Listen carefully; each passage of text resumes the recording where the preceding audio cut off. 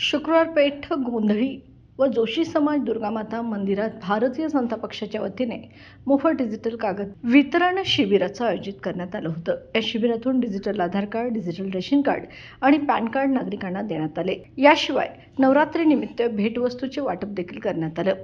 शिबिराचे आयोजन भाजप जिल्हाध्यक्ष भरत काळे यांनी केलं होतं। जिल्हाध्यक्ष विजय जाधव आणि उच्च व तंत्र शिक्षण मंत्री चंद्रकांतदादा पाटील यांच्या मार्गदर्शनाखाली हे शिबिर पार पडले।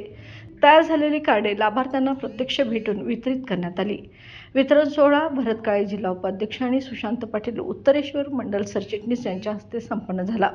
या उपक्रमामुळे स्थानिकांना मोठा दिलासा मिळाला असून समाजातून या उपक्रमाचे कौतुक होत आहे।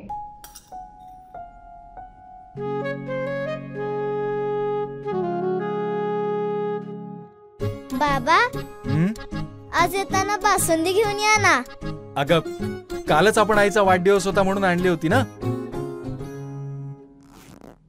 ऐकलं, गोकुळची बासुंदी पुन्हा खावीशी वाटतेय। खरं सांगू, मलाही खावीशी वाटतेय।